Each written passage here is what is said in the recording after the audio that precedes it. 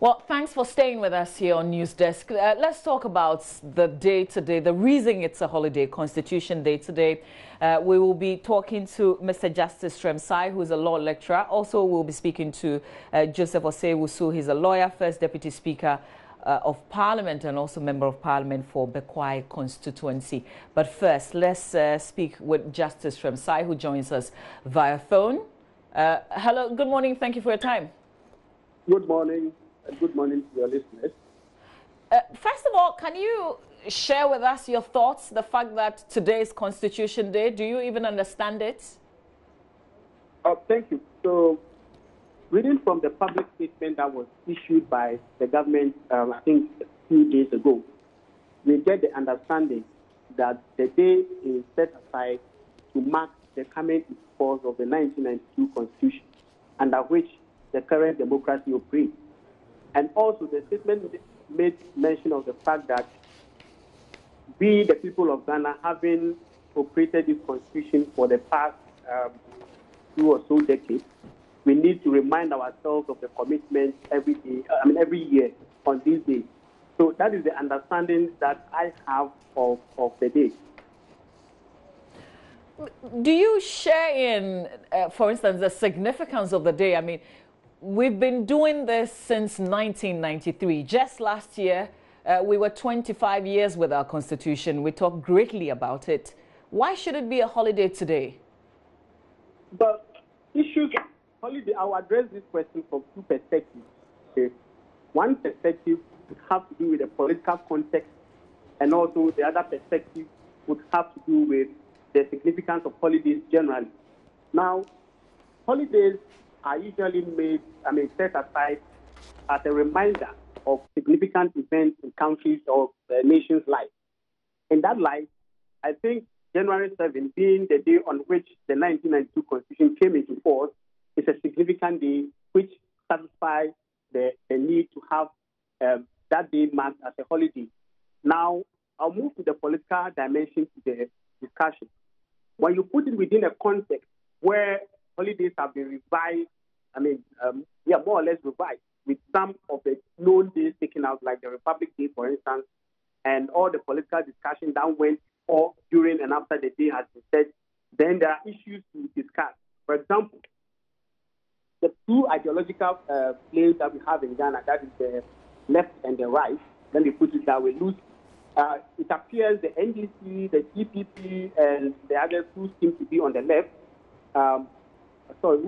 They support the First Republic as a holiday, the 1st July as a holiday. However, the main point we need to understand is that if you're in the position of a policymaker, what you need to do is whether the issue you are putting on board is legitimate. And I think it is legitimate to mark January 7th as a public holiday. I think it is legitimate. The debate notwithstanding. Just hang in there for me. Let me bring in into this conversation the First Deputy Speaker of Parliament, who's Member of Parliament for the Bekwai constituency. Mr. Joseph Osei-Wusu is also joining us. Good morning to you, sir. Good morning. Yes. How's everybody? We're doing very well by God's grace. Can you first of all explain to us how come today is a holiday when we still have a bill on this matter pending before Parliament? Okay, a bill is a bill. It's not a law yet. If it goes through the processes and Parliament approves it by vote, then it becomes a law.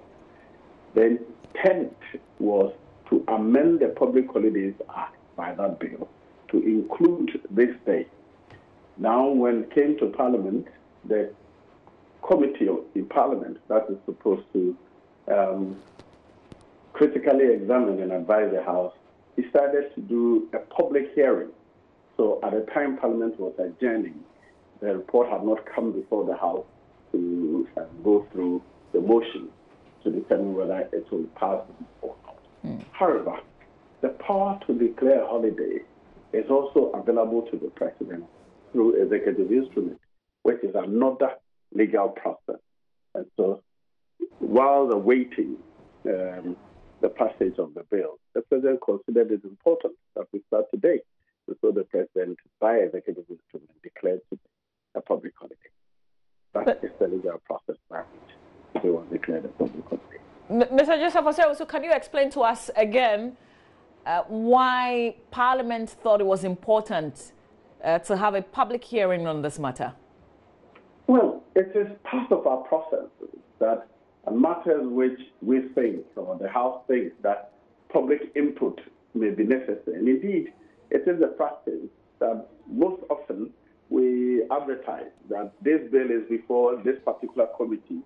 So if anybody is interested, you have within 10, 21 days to bring your input into the consideration. So we engage the public in that respect. And this is one of the methods which the committee adopted. The 7th January is not the only day proposed.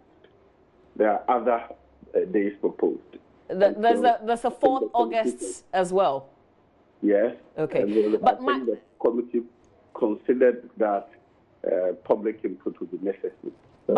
So my point is that this is not a process that has concluded yet, and today has been declared a public holiday. So I'm thinking it's because of the importance of the subject. That's why you want everybody essentially to have a say on it. But yet the president has gone ahead to declare the day as a public holiday. Doesn't it conflict with the work ultimately of Parliament, the essence of the public hearing, if you like? Not at all. Once the bill is passed, it becomes permanent. You don't need to declare it every day. It's part of the law, so it is observed as a matter of law. But until it is passed, if the president had not used his executive power to declare this a holiday, today would not have been a holiday. It probably would defeat the purpose for which the president was today to be observed as a public holiday. So it is part of the legal processes permissible in the country which the president resorted to. But the president could have waited. The executive instrument is limited to the observance today. If after today Parliament does not pass it, it will not be observed as such.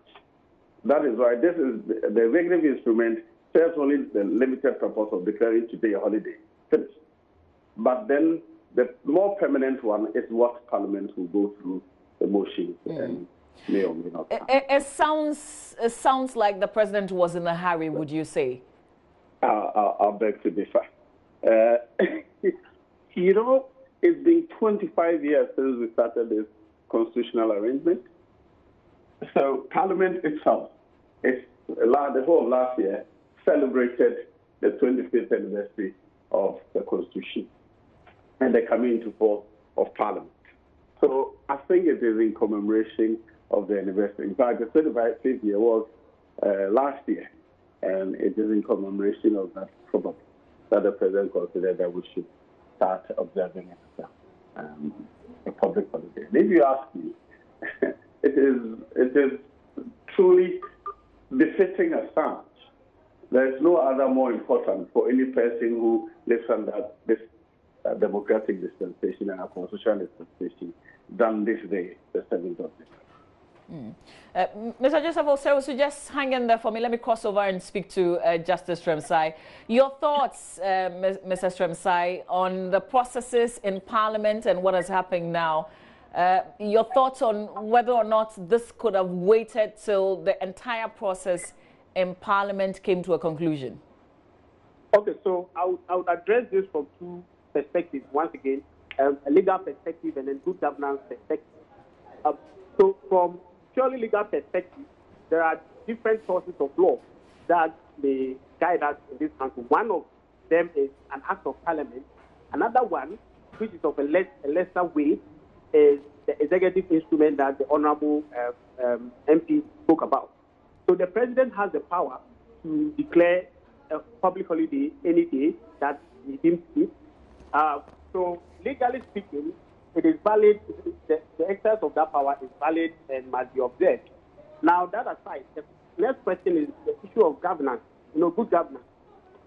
If the president himself deems necessary to put the matter before Parliament, I think you and I would agree that it would have sounded a bit more in line with good governance to leave Parliament to use its processes to entirely determine the matter.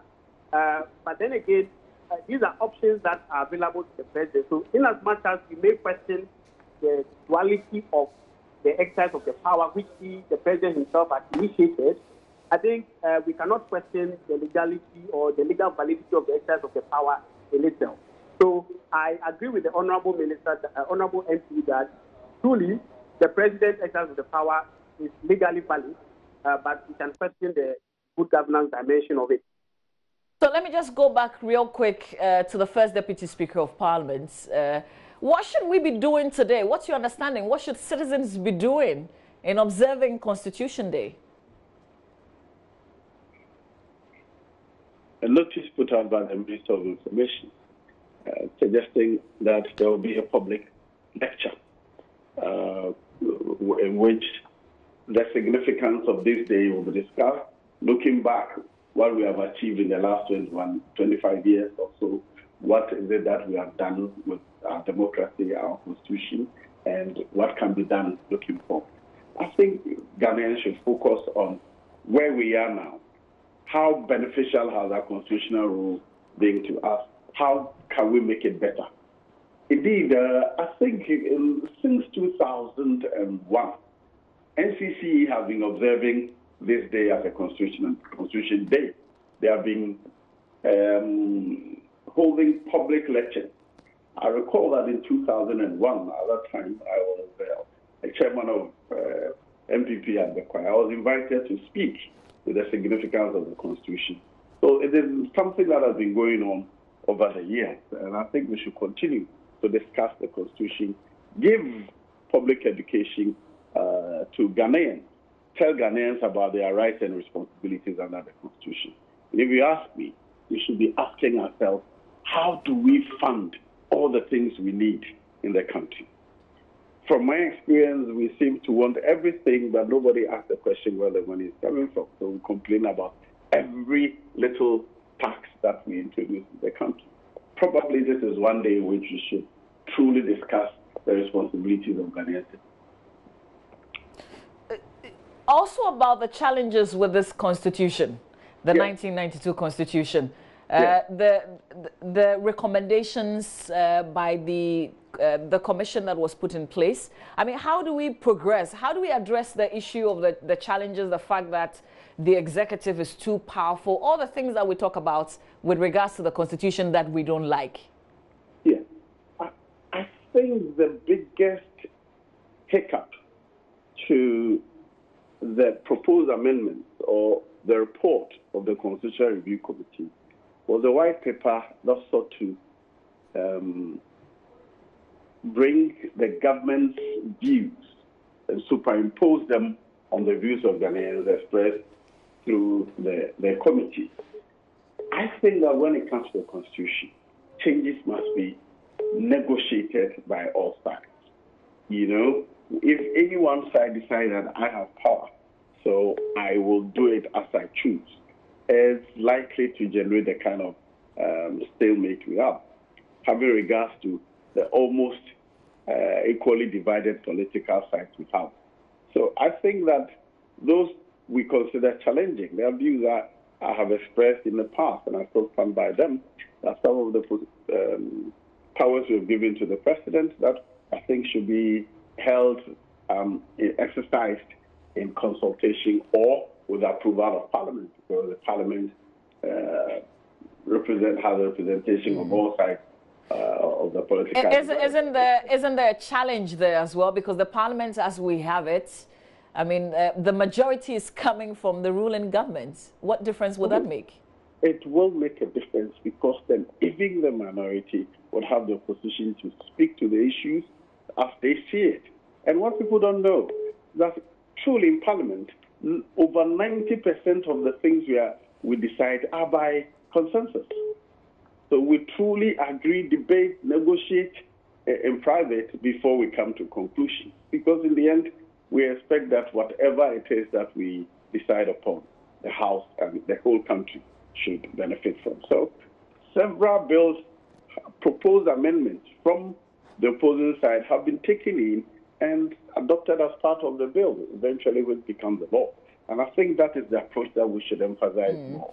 But also as citizens, we've witnessed how the minority would sometimes boycott processes and, hold press conferences and make their positions known because they say they don't have the numbers. In the end, they will have their say, and you, the majority, will have your way. Well, in the end, when it comes to what we call consideration, where we consider the bills clause by clause, and amendments are permitted at every stage, every application for amendment is considered on its merits. So generally, we should divorce the politics of Parliament from the real work, which is the lawmaking itself. And for those of you who are observers, you see that when it comes to consideration, there are often no disagreements, arguments. Sometimes you have a proposed amendment made by somebody from minority, and another person from majority proposes a further amendment. But the amendment proposed by the minority is supported by all sides, including the majority.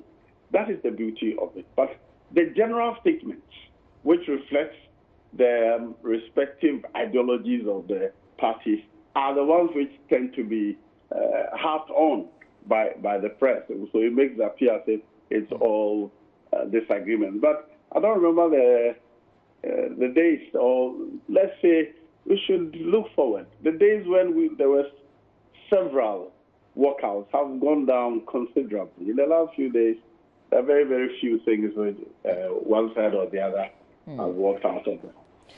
Well, we'll leave our conversation here with you, Mr. Joseph Osei-Owusu, who's a lawyer and first Deputy Speaker of Parliament. Really appreciate speaking to us. Let's wrap up with you. If I still have you, Justice Sremsai, on the line. The challenges that we have with the Constitution, how do we use a day like this to address those challenges? We still have an outstanding issue of the recommendations by the commission that was put together to look into the 1992 Constitution and the recommendations that they gave. Yes, thank you very much. So I would want to, first of all, agree with the Honorable Deputy Speaker that the process could have been more inclusive, but at the same time, I would like to also depart from some of the things he has said about the work of the Constitutional Review Commission, particularly the one which suggests that it is a view imposed by the then executive on the people of Ghana.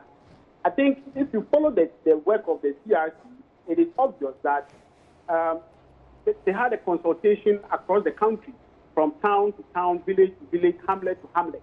And those submissions that were eventually forwarded to the government, in which 98% of them became part of the proposals for amendment, were all based on those submissions. So to this extent, I doubt if we can safely say that it is an imposition of views by the executive. Now, going forward, I think that there are several proposals for amendments. I think the challenge that came with the process was that people worried about one person having to choose to vote on 50 or more issues in a ballot, as to yes or no on each of the issues. So going forward, I think what can happen is that each government, successive government, would take a part of the recommendation and run their own referendum, to select some of the issues that are important to them, so that Ghanaians will have a way of making use of this very expensive process.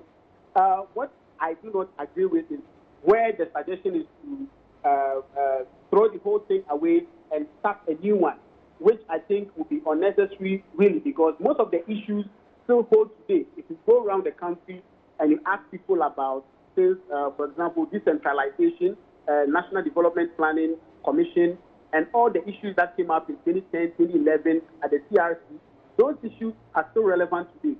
And to throw them out, to start a new one, would be a replication of something that we have already spent money on. So I would suggest that, as it is now, this government would start by selecting the issues that I think are very important to it, put them before a referendum, Ghanaians to decide on it. Then as we go along, year in, year out, we take part of the report and then we reconsider them and then put them to vote. That is the way we can build a stronger democracy.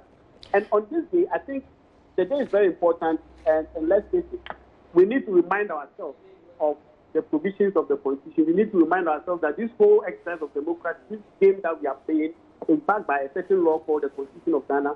And our understanding and belief in that Constitution is very relevant for the development of our democracy. So, personally, I think it's a very useful exercise to observe this year as a public holiday. And we hope that Parliament will consider the bill before them favorably. So the issue will not be one of executive instrument, but will be one based on an act of Parliament.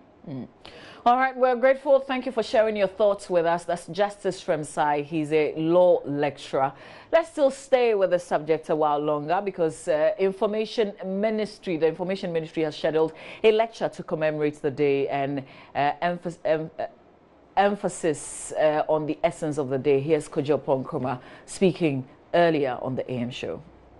But there are many out there who still think it's not as relevant as it should be. And what will your rebuttal argument? I mean, first of all, as I mentioned, we want a democracy. We want a nation in which people have dissenting views and have the freedom and the opportunity to express it. We don't want a society in which when government says X, 100% of the people must say X, else there will be consequences. No, that is indeed the essence of the Constitution that we are living with or within. And actually, that is the essence of having a day like this. What we have today is the Fourth Republic, which starts on the 7th of January. It's a day on which Parliament is sworn in, the President is sworn in, when any new government commences its activity. And government is of the view, therefore, that properly so-called, that day must be recognized for what it is, as a day for introspection. A day not for celebration and fanfare, but a day for introspection. A day that we spend time reflecting on our fourth Republican constitutional democracy, how we have come here, what this fourth Republican constitutional democracy is, the parts that are working well that need to be deepened, the parts that need to be examined. Because all over the world, we always talk about building a more perfect nation. We always need an opportunity to introspect and see what we are doing and see how to build upon it. So and we need a day to do that? Of course. I mean, traditionally, we have celebrated the day of our Republican status on 1st July as a public holiday. We have traditionally celebrated it as a public holiday. It is that same.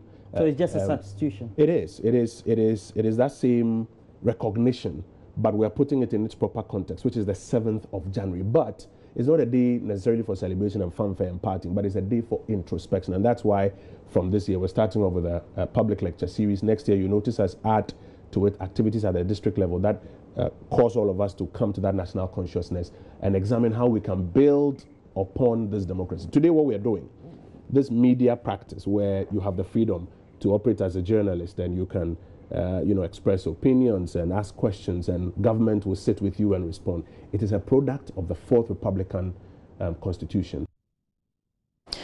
You're watching News Desk. We'll come back with some business news after this.